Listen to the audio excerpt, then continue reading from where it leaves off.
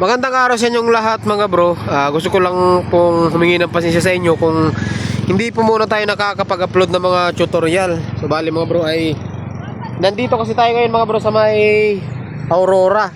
Kaya nasa Baler po tayo. Baka next week pang uwi natin ng Laguna. Kaya hindi muna ako nakakapag-upload ng mga tutorial patungkol sa ating mga motor. At doon sa mga nagre-request mga bro, pasensya na po kayo babawi na lang ako sa inyo. Gagawin ko lahat ng yung mga request sa atin. Gagawin ko next week pagka-uwi natin. So, nagagaling din tayo kasi mga bro ng Cagayan. Galing tayo ng Gonzaga. Sinisipon ako Gonzaga at saka Santa Ana. So, actually mga bro, pauwi na po tayo. Pauwi na tayo ng Laguna. So, duman lang ako dito. Kaso medyo malayo pa to baka hindi kayang streetin. Kaya baka mga 2 araw pa bago tayo makabalik ng Laguna. Grabe, ganda dito mga bro. Ayan mga rock formation dito sa Baler. Ayan marami rin dito pumupunta. Ayan mga estudyante. Tingin ko marami pang isda dito kasi marami mga maliliit na isda Sarap sana gumala, wala lang tayong pera.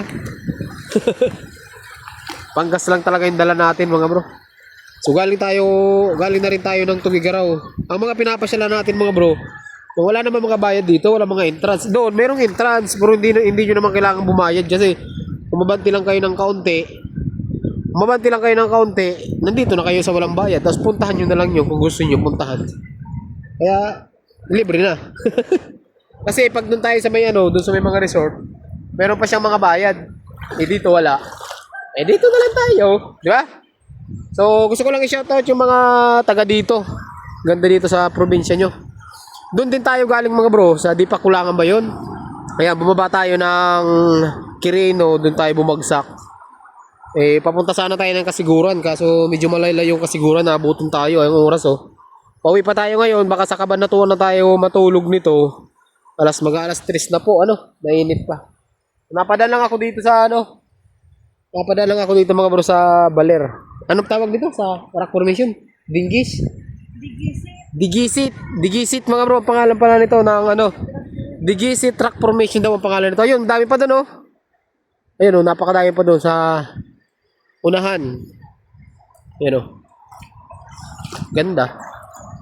Kaya ito mga bro yung dahilan, kaya tingnan nyo ilang araw na tayong walang upload na tutorial. Actually, mga bro, marami tayong gagawin sanang mga motor. Sabi ko nga dun sa mga magpapagawa, wala muna ako dyan at tayo mag-relax muna. So meron lang ako mga bro hinatid na motor sa Cagayan. Namimingwit Kaya pagbalik ko, ang daladala ko is yung Mio. Ayan, may Mio gear tayong daladala Mio gear. Daming isda So ayan mga bro, hanggang dito lang yung video natin. Ito po yung dahilan bakit wala muna tayong upload. So hanggang dito lang yung video natin. Magandang araw sa inyong lahat mga bro, at ingat po kayo lagi. At gusto ko lang magpasalamat doon sa mga solid subscribers natin na nakakaintindi. Ay, isda. Laki ng isda boy. Daming isda dito pati nalalaki grabe. Parang wala mga bangka dito. Di yata nangingisda ang mga tao dito. Ayun, may namimingwit ayun namimingwit. Sarap sana maligo, wala lang akong damit. Dami rin mga bro, mga estudyante Estudyante ba yan? Or galing din sa iba-ibang lugar yan mga yan? Hala, haitad na. Ha?